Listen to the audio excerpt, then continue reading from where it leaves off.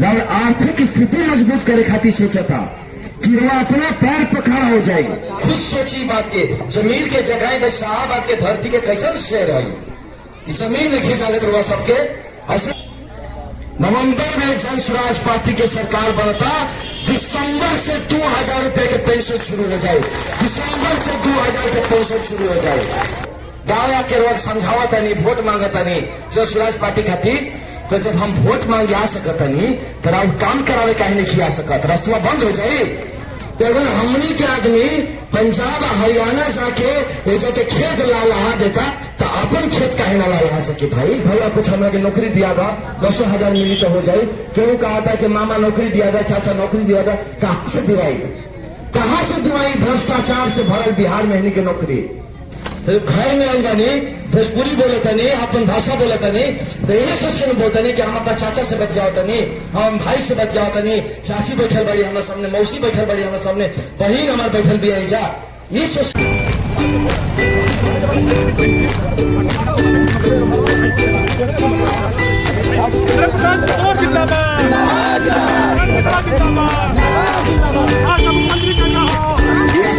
के बीच में लेकर आ रहा है एसपी की नौकरी छोड़कर वाला यात्रा बिहार के बच्चों की यात्रा है, बिहार के बच्चों की पढ़ाई की यात्रा है, बिहार के बच्चों के अच्छे रोजगार मिले उसके लिए यात्रा है। धनुष राशि का युवा संघर्ष यात्रा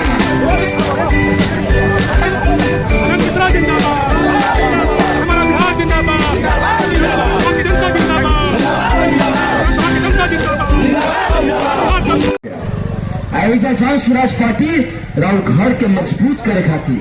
राव आर्थिक स्थिति मजबूत करे खातिर सोचता कि वो अपना पैर पर खड़ा हो जाए, अपना दम पे कमाई, इज्जत से कमाई,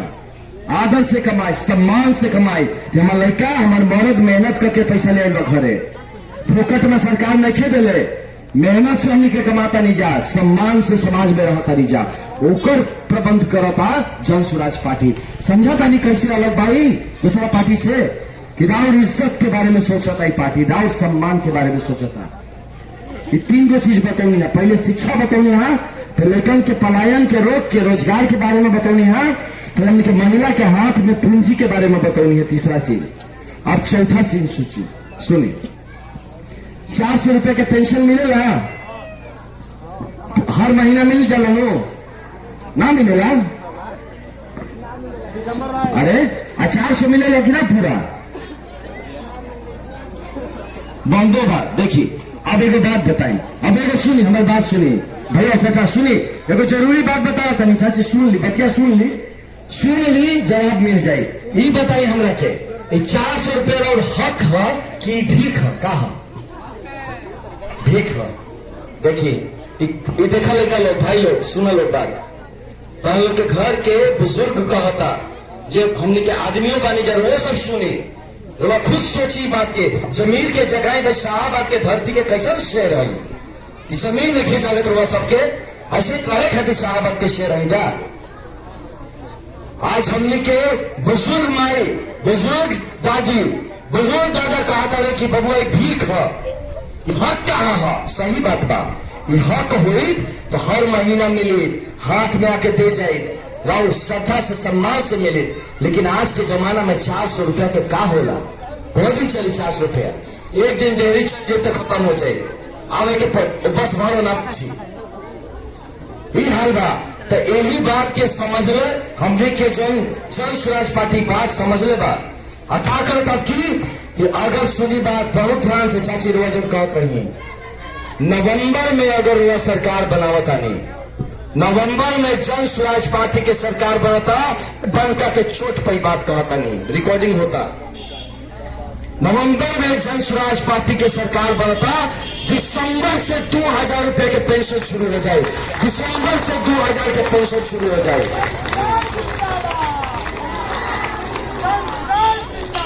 और ये ना हमने के जितना बुजुर्ग वालों इस सब खाते शुरू हुई, और शुरू हुई तो कैसे शुरू हुई? रोवम नेताजी के पीछे पीछे ना जाए के पड़े कि हमारे कार्डवा बना दो, हमारे वृद्धा पेंशन के 3000 रुपया जो आज घूस लगता, तो गाँव गए कल भैया 3000 घूस दे के वृद्धा पेंशन के कार्ड बना था। हम बता उन्हें ये बंद हुए सची, ये बंद हुए, ये बंद करब जब भ्रष्टाचार बंद हुए। हमनी के आवत सरकार आवत रोवा खाती अभी जैसे हमारा गाँव आयल बनी नो, गाँव आके रोवा समझावत नहीं, वोट मांगत नहीं जो स्वराज पार्टी खाती। तो जब हम वोट मांगे आ सकत नहीं तो राउर काम करावे काहे नहीं किया सकत, रस्तवा बंद हो जाए बाकी ना। तो अब की हमने के विधायक ना गाँव आके बैठ के काम करेंगे राउर। तो देखो विधायक ना तो उनका आदमी नहीं है, लेकिन राउर गाँव में घरे बैठ के रउआ डेहरी ना जाए के पड़ी, रउआ नाम का पीछे का घरे जाके सवेरे से रात के बैठे पड़ी, रउआ घरे आके राउर काम होई। एक और चेष्टा कही जाता जनसुराज से, ये पूरा जन व्यवस्था भाई बदले के कोशिश बा जनसुराज की ओर से। तो 4 गो चीज बतौनी है। पहला बतौनी है शिक्षा कैसे बेहतर हुई, दूसर का बतौनी है कि रोजगार कैसे मिले, तीसर का बतौनी है कि महिला के हाथ में पूंजी आए से गरीब घर गरीबी से कैसे निकली, चौथा बतौनी है कि हमने के वृद्ध जो बानी जा, जो बुजुर्ग बानी जा, रुआ के सम्मान राशि कैसे मिली, पेंशन नहीं कहा तक रखे राव सम्मान खाती मिलता, राव इज्जत खाती मिलता, वो 2000 रुपया के सम्मान राशि कैसे मिली। और 5वां बात बहुत जरूरी बात बा जो हम बोले कि आज के खेती कैसे होता, खाली खाए वाला खेती बा कि खेती करके राव लड़का हो चाहे राव बरद होवन चाहे केहू हो का कर ले, खेती करके घर बना ले, खेती करके गाड़ी कीन ले, खेती करके बढ़िया कपड़ा पहन ले, खेती करके दिल्ली घूम आए, खेती करके ट्रेन में चढ़ जाए, कुछ ना कर पाए, 2 वक्त नहीं जाए, खेती से उन्हें काफी बा। ये सुधरी कैसे, बदली कैसे, एकरे प्रयोजन बा। यह आयोजन करा था जनसुराज पार्टी कि अगर हमनी के आदमी पंजाब हरियाणा जाके खेत ला लहा देता तो अपन खेत काहे ना ला लहा सके भाई। लेकिन होई कैसे, पूंजी चाहिए, माल चाहिए, नो पैसा चाहिए। मान ली लोग जाबी लहसुन के खेती कर चाहे, प्याज के खेती कर चाहे, आलू उगावे चाहे, जैसन खेती कर चाहे जो से पैसा ज्यादा मिली, डबल मिली, लेकिन खातिर लेबर बहुत चाहिए काम करे खातिर। लेबर के तो पूंजी चाहिए, पैसा कहां से है। जनसुराज पार्टी एक व्यवस्था करता कि रवा अगर ऐसा खेती कर चाह तो रवा के फ्री में मुफ्त में लेबर रवा खातिर और लेबर के खर्चा जनसुराज पार्टी के सरकार उठाए, रवा खेती करी अपन कमाई बढ़ाई। एक चेष्टा करता जनसुराज पार्टी। सोची अभी सोची कैसा पार्टी बा जो खाली रवा के भीख नहीं दिया चाह, रवा के मजबूत बनावे चाहता, रवा के अपना पैर पे खड़ा हो के सिखावे चाहता। ये चाहता कि रवा 5 किलो चावल खाते मोहताज मत रही, खेत में 50 मन चावल एक्स्ट्रा ज्यादा उगे, ये कोशिश करता जनसुराज पार्टी। ये मजबूत कराने वाला पार्टी बा, रुआ के कमजोर बनाने वाला पार्टी नहीं खे। रुआ के कमजोर बना के, निरीह बना के, गरीब बना के, अनपढ़ बना के, रुआ के बेवकूफ बना के वोट लेने वाला पार्टी जनसुराज पार्टी नहीं खे। प्रशांत किशोर जी जैसे आदमी चलाने वाला पार्टी है, हमरा जैसे आदमी जो अपन नौकरी छोड़ के आए बा, एक खातिर बिहार खातिर काम करता, हमने के कभी अपन घर के ना छोड़ब जा। हम साहेबाद के लड़का है, एजे के लड़का है, हम मुंह ना दिखाए सकब। रुआ सब में यही सब गांव में हमारे सब रिलेटिव वालों, सब पटीदार वालों, गोतिया वालों, सब लोग वालों कामो दिखाई बन जाए तो का आनंद तू ये कर देला, तू आईपीएस की नौकरी छोड़ के आके ये ठगी के काम करता रहा, काम दिखाई बन बहुत बड़ी चीज छोड़ के आई बनी दीदी, चाची, चाचा, रुआ सबके कतरा बुझाता ना देखे वालों। आदमी एगो होमगार्ड के नौकरी ना छोड़ी, सिपाही के नौकरी ना छोड़ी, एगो पीएन के नौकरी ना छोड़ी, हम जिला के एसपी रही, छोड़ देनी नौकरी। और साहबाद में जो डीआईजी साहब बाड़े वो हमारा बैच के हुआ, तो हम उनसे ही कहीं डीआईजी बन के बड़ा बंगला में रहती है आराम से, और छोड़ के देखिए खांगा मोटरसाइकिल लेके जाता नहीं, चिल्ला के रुआ के समझाने की कोशिश करते। क्या है का दर्द बा, हमारा दर्द ही बा कि हम जिससे रोआ गरीब बानी ऐसे हमरो गांव गरीब बा। जैसे चाचा रुआ बैठल बानी ऐसे ही हमरो चाचा ऐसे ही बैठे लेके आवेला बोले तो जैसे भाई लोग खड़ा बा, हमारे चाचा के लड़का, हमारे बहन के लड़का तक ऐसे ही खड़ा रहे से कहे से कौन कहेला कि भैया कुछ हमरा के नौकरी दिया था, 10,000 मिली तो हो जाए। क्यों कहा था कि मामा नौकरी दिया था, चाचा नौकरी दिया था, कहां से दिवाई, कहां से दिवाई? भ्रष्टाचार से भरल बिहार में नहीं की नौकरी, खाली पैरवी से नहीं हो, पैसा चाहिए, पैसा तो हम कमाई ना, घूस से लेता रहे, कहाँ पैसा बा हमें लगी कि हम लेकर खातिर पैसा दे के नौकरी करवाई। यही से निकल मानी कि अब की व्यवस्था बदल देवे के बा कि जो शिक्षा के बात कहनी है जब बचपन के बच्चा पढ़ लिख जाइए सब तो राउर जितना जवान मानी जमाई सब राउर सबके बुढ़ापा लड़का सवार दिए हैं सब तो सोच नहीं की सकत कि कितना राउर खूबसूरत बुढ़ापा हो सकता जितना बुजुर्ग बने राउर जवानी तो कैसा गुजर गए ले बुजुर्ग बने और बुढ़ापा बेहतर कर सकेला राउर नाती पोता अगर वह सपोर्ट करब जन स्वराज पार्टी के जो हमने के महिला के बाद घर में सम्मान बढ़ सकता समाज में सम्मान बढ़ सकता और सब आदमी के जितना लड़का बाड़े सब मर्द बाड़े लोग वो लोग के महिला के जो रोजगार खातिर जो काम खातिर पूंजी मिली वो पूंजी से रुआ अपना घर के गरीबी से बाहर निकाल सकता नहीं ये पूंजी रुआ मुहैया कराई जन स्वराज पार्टी बहुत बड़ बात बा रुआ कितना समझाता नहीं हमारा लिखे मालूम बहुत बड़ बात बा और खेती के और किसान जो बारे उनकरा के कितना मजबूत बना दी रोजगार की व्यवस्था इजे हो जाए और सोची रहो लड़का के गुजरात पंजाब ना जाए के पड़ी और रोजगार दीदी इजे मिल जाए एक मतलब ये नहीं कहा कि अच्छा ठीक बा नौकरी नो है इजा करस चाहे इजा करस समझिए वो बात बताओ तनी लड़का के नया नया ब्याह होता बेचारी एगो बहू आती है घर में अच्छा जाता रहो लड़का गुजरात नौकरी करे का परिवार है बूढ़ माई बाप घर में बीमार पड़ल बा कोना दिन दादी गुजर जाता रही दादा बाबा गुजर जाता रहे और लड़का कहा तो गुजरात में कोनो मिल में अपन देह घसता छुट्टी नहीं मिले जब ले आवत है जब सब दाह संस्कार हो जाता ये घर में पड़ोसी से लड़ाई लग जाता पटीदारी में लड़ाई लग जाता लेकिन लोग घर के सवांगे नहीं कि बैठ के एक के सुलझा सके सवांग तो बहरी बा तो जब सवांग जब आए से धो के कूद देता रहे मार देता रहे अपने परिवार में लग जाता कहने लगे तो परिवार में लड़ाई परिवार में जानते नहीं कहने लगेगा गरीबी के कारण लगेगा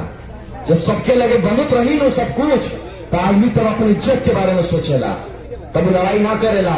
चिल्ला चिल्ली ना करेला परिवार में सोचेला सम्मान के बाद इज्जत की बात कैसे चलाई बदल वाला सुनी तो क्या सोची लेकिन जब आदमी गरीब रहेला जब आदमी गरीब रहेला ओकरा खातिर सम्मान बाद के बाद बा ओकरा खातिर पहले पैसा चाहिए जमीन चाहिए घर चाहिए वही से लड़ाई और ज्यादा होला तो सोची जन स्वराज खाली नौकरी दियावे के बात नहीं करत राव सम्मान बचावे के बात करता राव परिवार बचावे के बात करता राव गांव में शांति बरकरार रहे से बात करता नहीं तो जमीन पर आदमी के खून हो जाता कत्ल हो जाता मर्डर हो जाता अगर लड़का लगे पैसा रही घर में पैसा रही तो क्यों कहिए चाचा कि ना ही आधा कट्ठा हमार है जब 3 हाथ हमार बा ले लेना चाचा 6 कट्ठा ले ला जाना हम 12 कट्ठा कीन ले पैसा रही तब लो जब पैसे नहीं थे तो क्या एक एक बीता खातिर लड़क जा दीवार में दीवार सटा के बोला था 1 इंच छेने बढ़ा दी तो होने नाली खोद दिए यही सबके लड़ाई बताओ घर में ये सबसे कैसे निकलब जो हम 5 को बात बताऊंगी हाँ गंभीरता से सुन भाषण लेकिन नहीं जात घर के लड़का नहीं घरे आई बनी अभी अब दूसरा जगह रही हिंदी में बोलत रही आके भोजपुरी बोलते नहीं कितना मजा होता हमारा कितना अच्छा लगा था घर में आके अपन भाषा में बोलता नहीं तो हाँ तो घर में आई बनी भोजपुरी बोलता नहीं अपन भाषा बोलता नहीं तो ये सोच के बोलता नहीं कि हम अपना चाचा से बतियावता नहीं हम भाई से बतियावता नहीं चाची बैठल बड़ी हमारे सामने मौसी बैठल बड़ी हमारे सामने बहन हमारे बैठल भी आई जा ये सोच के बतियावता नहीं हम घर में बतियावता नहीं हम गाँव में नहीं बतियावत हम घर में बतियाते आपन लोगन से बतियावता नहीं हम चाहते हैं कि शाहाबाद की धरती मजबूत बने शाहाबाद शेर की धरती है और शेर ऐसा धरती की शेर नहीं के इस सर्कस के शेर होकर रह गए बन जामनी के पालतू शेर हो गए बनी जामनी के दहाड़ों के दम देखे इसे बदले के चाहिए कि ना बदले चाहिए बदले चाहिए ना अगर बदले के चाहिए जोर से थपड़ी पीटी तो सब लोग जोर से थपड़ी पीटे बदले चाहिए तो जोर से थपड़ी पीटे बहुत बढ़िया बहुत धन्यवाद है के पेड़ है के पेड़ है बैल के पेड़ है कौन कहा अरे राम काली जी के स्थान पर बैठल बने जाए ये सब पवित्र कुछ हो सकेला नहीं हो सका तो काली जी के माने लीजिए कि ना के माने ला काली जी का हाथ उठाता अब देखो भैया काली जी के नहीं माने वाला काली जी देखा तरीके नहीं माना काली जी के क्या माना था हाथ उठाई काली जी के माने वाले सब लोग बहुत बढ़िया था सब लोग माना था तो अब जो हम हाथना देर ले घर परिवार के चर्चा करनी है बात करनी है जो हमने के एगो संवाद करनी है जा अब ये बात पर गंभीरता से काम करे के टाइम आ गई बा और काम कहा ये सब होए कैसे ये होए कैसे ये वही से बताओ तनी, सुनी चाची, ये सब ठीक कैसे हुई, ये ठीक कैसे हुई ये समझे के बाद। अभी ठीक खाली भाषण देवे से तो हुई ना, बतियावे से हुई ना, हमने के हाथ उठावे से ना हुई, थपड़ियों पीटे से ना हुई। ये कैसे हुई चाची सुनी, ए चाची का, ए चाची सुनी ना,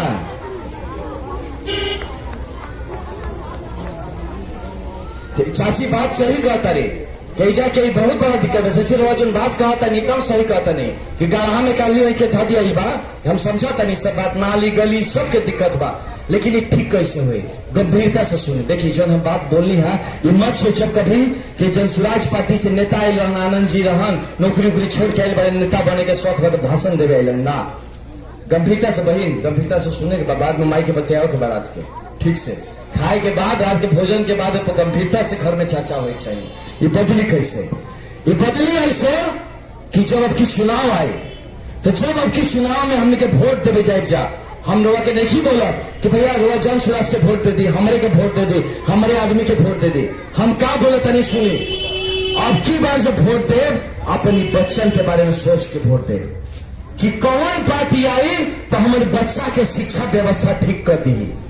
कौन पार्टी आई तो हमारे बच्चों लड़कन के बाहरी नौकरी के ना जाए पड़ी, पलायन करे के ना पड़ी, डेयरी ओसन में ट्रेन जाके ट्रेन में घुसेड़ के बाहरी ना भेजे पड़ी। ऐसे हमारे लड़का बच्चा सवाल घर ही गाँव रही है सब। ऐसा कौन पार्टी आई के व्यवस्था, रोजगार के व्यवस्था ऐसे हमने के डेयरी ओसन में रोहतास जिले में कर दी। ये सोच के वोट देवे के बाद, ये सोच के वोट देवे के बाद महिला के हाथ में कौन पार्टी पूंजी पहुंचाए, के महिला के सम्मान के बात करता, इस सोच के बात देवे के बाद कि कौन पार्टी ऐसा आई जो कि हमने के बुजुर्ग के पेंशन सम्मान राशि 400 से बढ़ा के कम से कम 2000 कर दे और घरे आके देके जाए। यही सोचे के बाद कि कौन पार्टी ऐसा आई जो कि हमने के किसान के जो कमाई बाई बढ़ावा दे, वो कमाई से कमाई के खेती हो खाए के ना, जो से हम घर बना सकी, गाड़ी ले सके, बच्चन के जीवन बेहतर कर सके। ये सोचो अगर वो लागता कि हाँ भगवान जन स्वराज पार्टी एगो नया पार्टी आयल बा, एकरा के एगो मौका देवे के चाहिए। 35 साल से हेले होने यानी कि हमने के वोट देनी जा, चाहे इनको के वोट देनी, उनको के वोट देनी, हमने की किस्मत ना बदलल। अब तू लोग आयल बाला घर के लड़का हो, लोग प्रशांत किशोर जी ऐजे रोहतास के लड़का, तू ऐजे बगल बक्सर के हो, तो सब ऐजे शाहबाद के लड़का हो, लोग सातना मेहनत करता रहो। अब की बाबू हमने के वोट दे जा अपन बच्चन के मुंह देख के, अब की हम तो के बात ना पार्टी खातिर आपकी बच्चन के मुंह देखे दे जा, और ऐसा पार्टी के वोट दे जा जो हमने के किस्मत बदल सके, जो बिहार बदल सके। तो अगर वो लागता कि अब की बार के जो चुनाव हुई ए जन स्वराज के सपोर्ट करे के चाहिए। अगर वो लागत है कि हमने के जो 20,000 किलोमीटर जाए जब मेहनत करो तनी जा, मेहनत करे के चाहिए, तो काली जी के स्थान पर बच्चन के याद करके, बिहार के भविष्य याद करके, अपन भविष्य याद करके दोनों हाथ उठाए जब काली जी के नाम पे, अपना बच्चन के नाम पर हम कहीं जय बिहार, तो बच्चन के नाम पे कहो जय। याद रखिए अपन अपन बच्चन के, अपन सवाल, अपन पति के नाम पर, अपने घर के बुजुर्ग के नाम पे, आई काली जी के नाम पे हमने के वचन देते जा कि अब की बार चुनाव में वोट अपना बच्चन के नाम पर वोट दे जा, कोनो नेता के नाम पर वोट ना दे, कोनो पार्टी के नाम पर वोट ना दे, अपन बच्चन के बेहतर भविष्य खातिर वोट दे, बिहार के बेहतर भविष्य खातिर वोट दे, हमने के परिवार के गरीबी से निकले खातिर वोट दे। तो हम अगर लगातार हुआ कि खोए के चाहिए, तो हम कहीं एक बार जय बिहार, तो काली जी के नाम पर हमने के दोनों हाथ उठा के बच्चन के, अपन बुजुर्ग के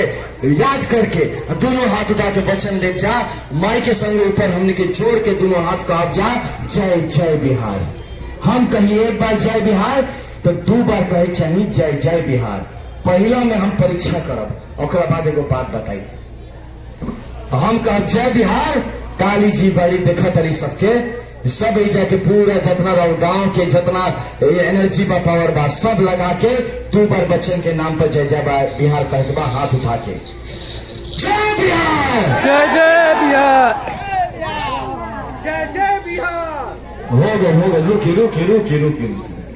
हमें बुझाता है सबके घर में बच्चा नहीं खे, ये बुझाता बुजुर्गों सबके घर में नहीं खे, ये बुझाते कि सबके गरीबी से निकले की जरूरत नहीं है, ये बुझाते कि लड़कों के नौकरी ना चाहिए ना, तो काली जी के नाम पर हाथ नहीं उठाओ, सब क्या बोले जाओ। अब काली जी के नाम पर बच्चन नहीं देवे के तैयार कि अब की बार हमने के चुनाव बच्चन के नाम पर देव जा, अपन बेहतर भविष्य के नाम पर देव जा और अपन बिहार के नाम पर देव जा। मामला गंभीर बा, बैठे से ना हुई, खड़ा हो सब लोग, चलिए खड़ा हो सब लोग। अब खड़ा हो तो पहले सब लोग खड़ा हो, चलिए खड़ा हो सब लोग। और काली जी के देखिए, काली जी के भूमि पर खड़ा बनी जान के, काली जी देखा तारी सबके ऊपर, देखा था सबके ना ना वोट खातिर ना चाची, वोट के बात नहीं के बच्चन के बात बा। अपन बच्चन खातिर हम कहता नहीं, या अपने युवा के रोजगार खातिर कहता नहीं जा, बुजुर्ग के महिला के सम्मान खातिर कहता नहीं जा। एक बार कहीं जय बिहार तो मन में वचन देवे के बाद काली जी के नाम पे दोनों हाथ उठा के कि जन सुराज की लोग मेहनत करो, हमने के संगे बनी जा। हम कहीं जय बिहार, सब लोग दोनों हाथ उठा के, काली जी देखा तरीके के हाथ देखे उठावत, हम नहीं देखो काली जी देखिए, दोनों हाथ उठा के जय बिहार, जय जय बिहार, जय जय बिहार, जय जय बिहार। बहुत धन्यवाद। माता रानी के आशीर्वाद सबके घर पे रही, सबके बच्चा पे रही, सबके घर पे रही ना भैया। रुकिए रुकिए रुकिए, ना ना रुकिए, अरे आनंद मिश्रा जिंदाबाद ना, हमने के बच्चा जिंदाबाद। क्या नाम बतार? इंद्रजीत कुमार जिंदाबाद, हमने के बच्चा बा, सबके लोग चला इंद्रजीत कुमार के नाम पर, इंद्रजीत धवन गांव के लड़का। अब इंद्रजीत के नाम पे हमने जिंदाबाद कर जा, भविष्य के नाम पर जिंदाबाद कर जा। इंद्रजीत सब बच्चन के प्रतिनिधि करता रहे, दुनिया हाथ उठा के इंद्रजीत कुमार जिंदाबाद, इंद्रजीत कुमार जिंदाबाद, इंद्रजीत कुमार जिंदाबाद। देखिए आशीर्वाद भी हो सकेला, ये लड़का बिहार के आगे मुख्यमंत्री बने, क्या चाहता गाँव से हमने के लीडर निकले ऐसे।